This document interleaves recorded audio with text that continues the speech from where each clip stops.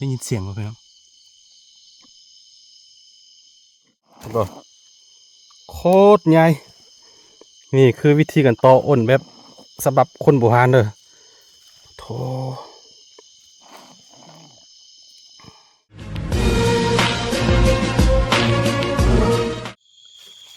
วันนี้เราสิมาต่ออ้นกันพี่น้องทุกวัน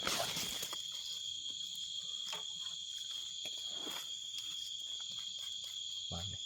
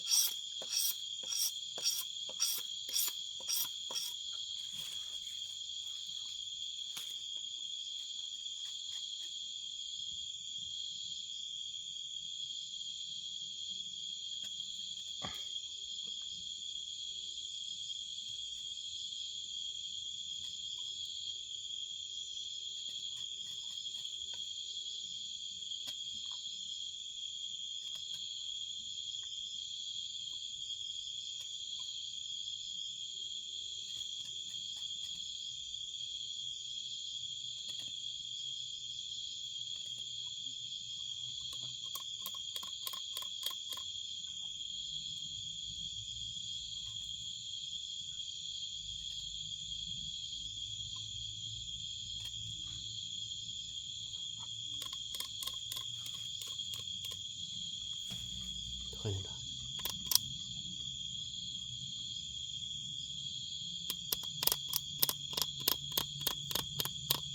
มันคิดว่ามีคูของมันมากัดกินไม้ไผ่แล้วมันจะออกมานี่คือวิธีต่ออ้นเดี๋ยวลุ้นกัน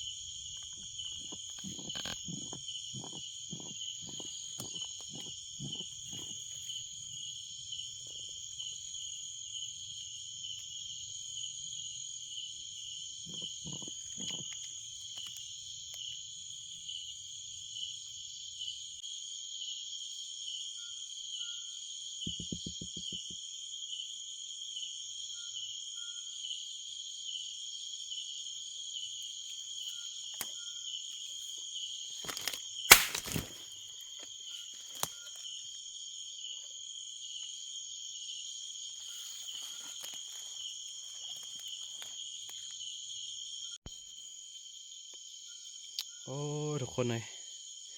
เอาปืนยิงเข้าไปมันบ่แตกเด้อเนาะบูแมนนี่มันนี่กำลังกัดหักกองไม้ไผ่นี่อยู่กัดจัดตัดอยู่เนาะน่าจะอยู่ประมาณนี้แหละหูมันประมาณนี้คือโกยเกาเนาะทีมันเห็ดหูออกมาเห็ดหูหากินออกมานี่ถ้ายิงเข้าไปมันต้องตายแน่นอน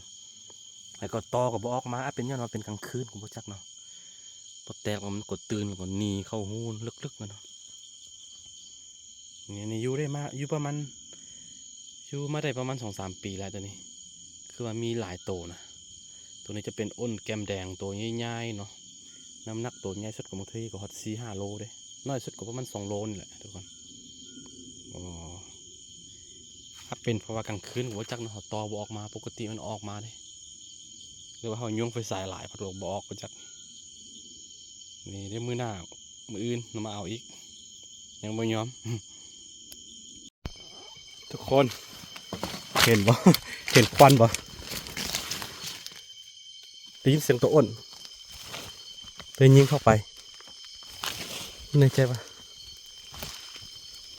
โอ้หนาพดคิดว่าบางๆสงสัยนายจะบ่หอด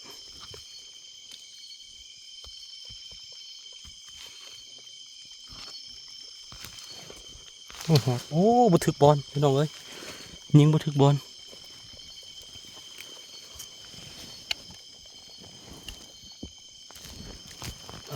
ยิงบัถึกบอล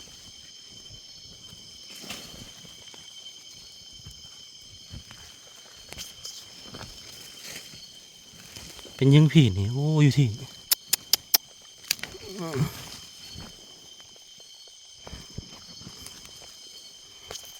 โอ้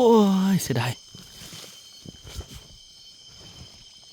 ครับฟังดีๆเป็นยังไง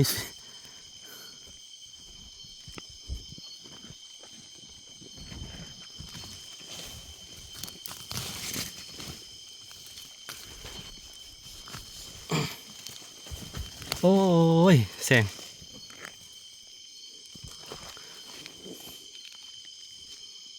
บัทึกบอล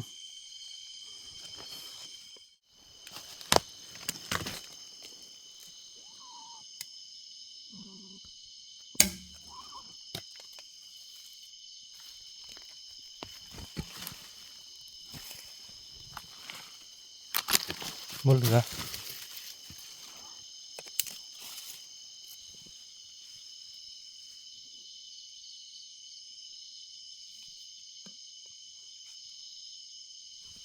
เราได้ยินเสียงห้องอยู่เอาปืนยิงเข้าไปตัวน้อง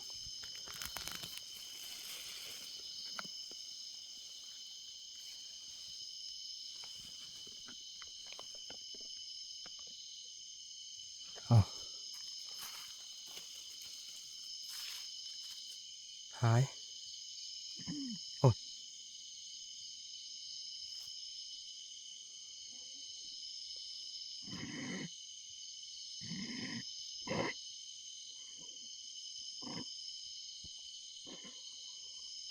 ได้ยินเสียงมาไปน้อง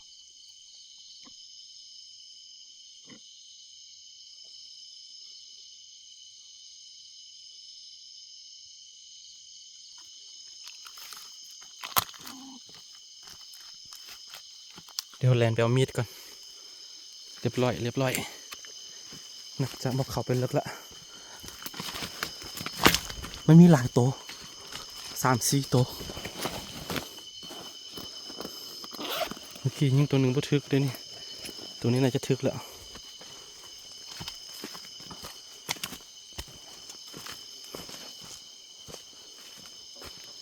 นี่คือวิธีต่ออ้นเรื่องเสียง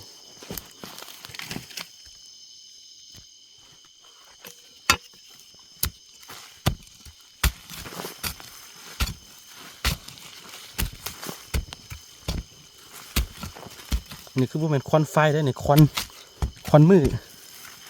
อันยิงปืนเข้าไปนะ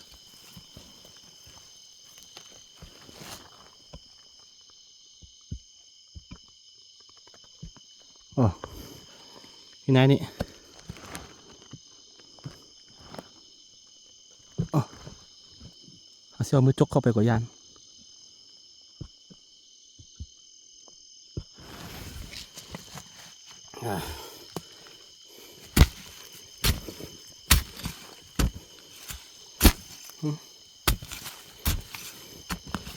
วันนี้ขากล้องกับเฮ็ดเสียพี่น้องเอ้ยโอ้โถนี่เสียง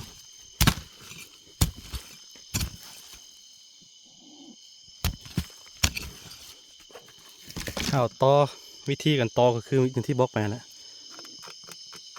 แบบนี้เนาะคิดว่ามันคูมันสิมาคิดว่าคูมันมาหาที่ไหนมันก็สิมามันก็สิเอาศพออกมา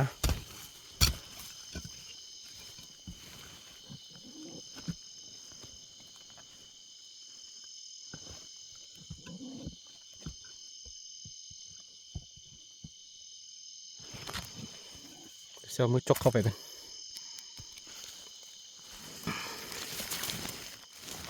โคตรเลย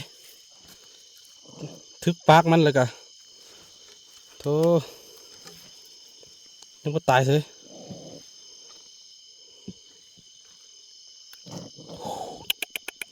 โคตรใหญ่พอสั่งให้เห็นพอมีอันตัวแดงมีน้ำแดงย่อย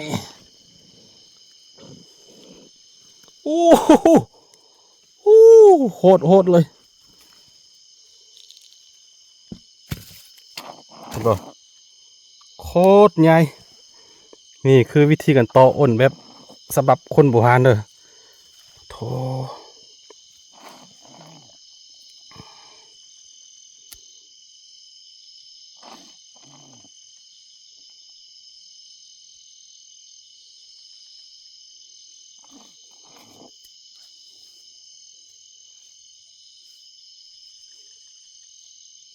เห็นป่ะ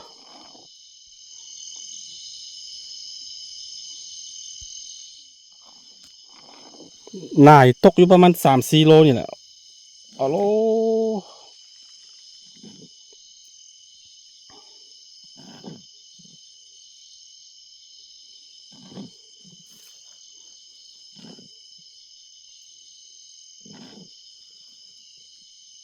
นี่ประมาณนี้ทุกคนเด้ออาซิบท้ายหลายนะท้ายหลายด้วยสิตัวยังเมาตัวอีเห็นสงสัยตัวอีเห็น